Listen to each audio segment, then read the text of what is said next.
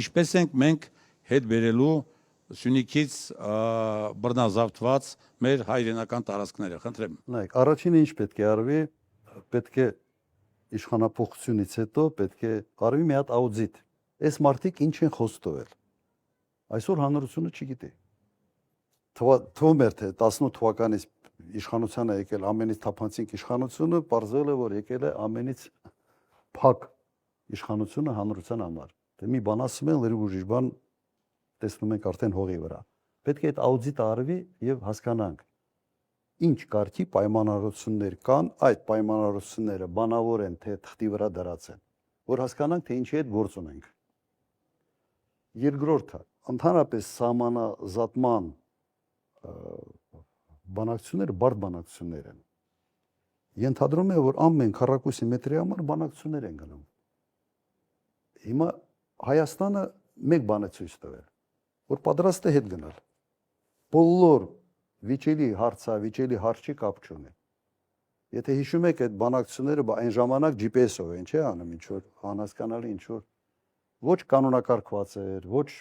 նորմատիվային փաստաթղթեր են կիրառվել, ոչ մի բան չանելով օրինական, ուրեմն պետք է գնահատենք իրավիճակը եւ ամուր կաղնենք մեր շահերի պաշտպանության գործին։ Եվ երբեք, ասենց ասեմ, սահմանազատման process-ը ինքը իր մեջ կոնֆլիկտ չպիտի բանանի, չկա կոնֆլիկտ։ Մենք Վրաստանի հետ լավ տարիներ սահմանազատում էինք։ Խիպտի դա բերի կոնֆլիկտի։ Իրենք ուզում են հետեւյալն է, չէ՞ ասում են, հենց սկսես քո հողերի համար պայքարել, դու հրահրելու ես պատերազմ։ Սա է հիմնական թեզը։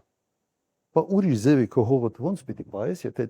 չբանակցես եւ ամուր, այսպես ասենք, բանակցային դիրքերից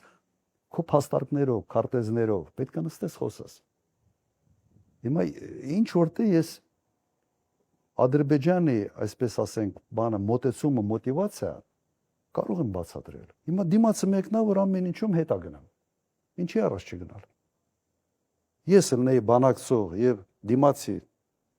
քո այդ բանակցողը դու ինչ պահանջ դնում ես ինքն ընդունում է, ինչ դնում ես ինքն ընդունում է, կրկնակի ավել ես դնում եւս ընդունում է, իհարկե անընդհատ քո պահանջները դու կմեծացնես։ Փաշինյանը այսպես հող հանձնելու էստի համեցեք է, իրեն հողը չի։ Իրեն վերաբերմունքը նաեւ հողի նկատմամբ մի շատ դիպուկ հայտարարության մեջ արտահայտվեց էլի, եթե հիշում եք, ինչ ասեց։ Ասեց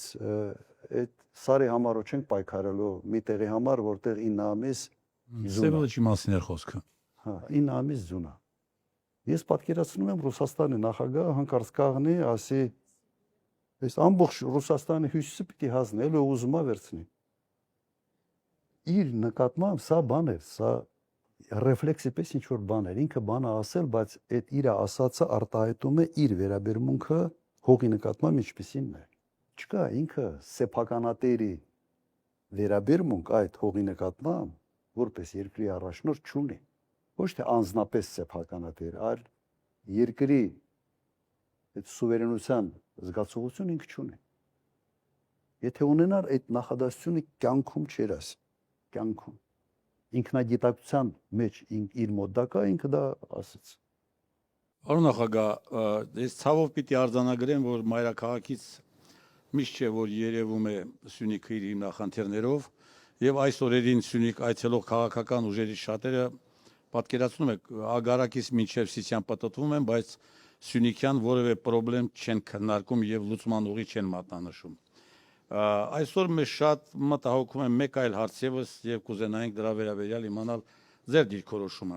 Վերջին 2-3 տարում շատ մեծ գրոհ է կառավարության կողմից սկսվել Սյունիքի կրթական մշակութային համակարգի հանդեպ։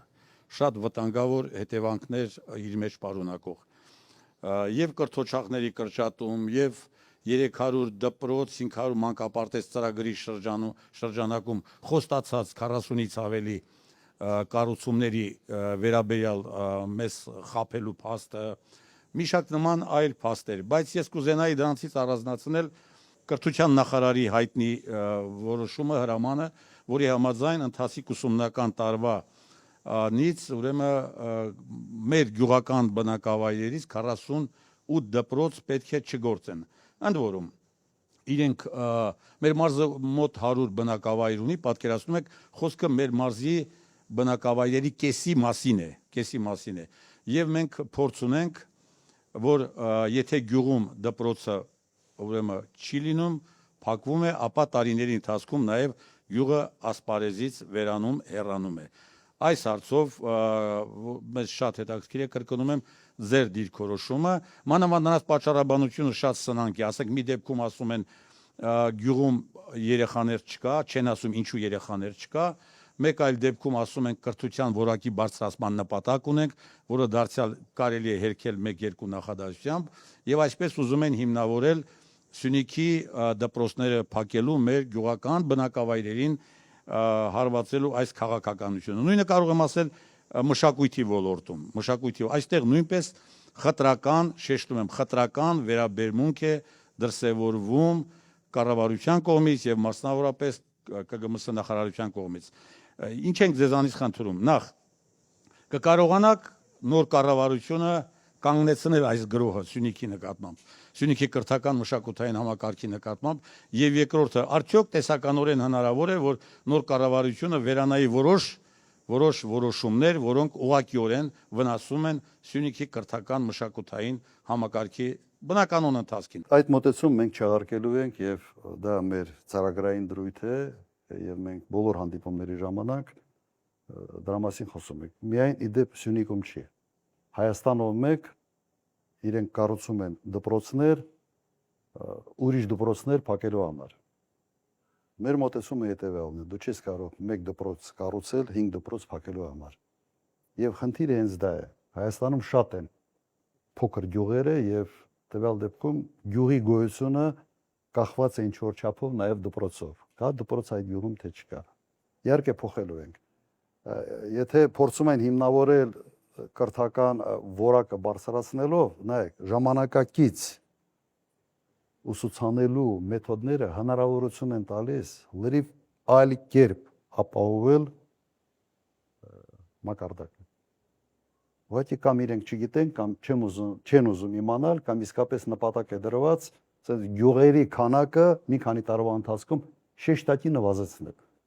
Ուրիշ ուղղակի ես նպատակ չեմ տեսնում։ Նույնը մշակույթի հետ։ Իդեպ դպրոցների նաև դպրոցական ծրագրերում այնպիսի բաներ են փոխել, որը ուղղակի խփում է հայրենասիրության։ Ոնց որ հատուկ վերցնես եւ դպրոցի ծրագրում ծրագրից հանես այն ամենը, ինչը ուղղակի հատկապես հայագիտական առարկաները։ Այո, ինչը ուղղակի հայրենասիրության հիմքեր է ձևավորում երեխաների մոտ։ Հանում են նույնը մշակույթի հետ կապված։ Երբ մշակույթի նախարարությունը կրճատել են այն ժամանակ, մեր ազանգը հետևյալն են, սրանց մտքին ուրիշ բան է։ Փոխելու ենք, անկասկած։ Շնորհակալություն։ Եվ իմ գործընկերների ներողամտությունը այցելով վերջին հարցը շատ կարճ, վերջին օրերին շատ լուրջ քննարկման հարց է դարձել Սյունիքում այսպես կոչված անկլավների հետ կապված Տիգրանաշենի հեռանկարի հարցը, որ կարծեք թե օրակարգում է, որովհետև Հայաստանի Հանրապետության քարտեզին, եթե կառավարությունում տեղյակ են, պետք է իմանան, որ այդ խնդիրը, եթե Աստված միար ասե, եթե այդ տարածքը մենք հանձնենք, ապա Սյունիքը եւ Վայոց ձորը մայրաքաղաքի հետ կապելու լրջագույն խնդիրներ են ունենալու։ Սա առաջին հարցը, որ հիմա այս օրերին քննարկում է Սյունիքում, եւ հաջորդը 300,000 ադրբեջանցիների վերադարձի խնդիրը, որ ըստ ադրբեջանական մամուլի առաջին թիրախներից մեկը լինելու է Սյունիքի մարզը, ընդ որում նաև ասենք նշվում է կոնկրետ Գեղվաձորը Կապանի տարածաշրջանում, որը մտնում է Քաջարանի վարչական կազմի մեջ։ Այս լրջագույն մարտահրավերների հարցում ինչ դիրքորոշում ունի ձեր գլխավորած քաղաքական ուժը, խնդրեմ։ Ես հիշեցնեմ ոնց են իրենք հանձնել Գորիս-Կապան ճանապարհը։ Գորիս-Կապան ճանապարհը ոնց են հանձնել։ Իրականում Սովետի ժամանակ Հայաստանն էր սպասարկում եւ ինչ որ GPS-նով հանձնեցին եւ այն ժամանակ կես ժամ էր, չէ՞, եթե չեմ սխալվում, կես ժամվա ճանապարհը։ Հիմա ինչքան ժամանակ է պահանջվում։ Նույն ձևի փորձելու են Տիգրանաշենը հանձնել։ Ասելու են դե մի նոր ճանապարհ կկառուցենք, ինչ որ վերևով եւ այլ դեպի Վեդի։ Այս մարտիկ հողի նկատմամբ չունեն այն վերաբերմունքը, որը ենթադրվում է, որ պետության առաջնորդը պետք է ունենա։ Բոլոր երկրների սահմանադրությունները հետևյալն է գրած. երկրի տարածքային ամբողջականությունը։ Տարածքային ամբողջականությունը նշանակում է կոնկրետ սահմաններով հող, որի վրա ապրում է այդ ժողովուրդը։ Եվ դու պարտավոր ես սա պաշտպանել։ Սա չի հասկանում։ Անկասկած այստեղ կտրականապես հակառակ մոտեցումներ լինելա։ Իսկ վերադարձի ծրագիրը, այսպես կոչված 300,000 ադրբեջանցիների շակերտներուն վերադարձի ծրագիրը։ Վարչապետ հայտարարում է, որ դա հնարավոր չէ, այսպիսի ծրագիր չկա եւ այլ։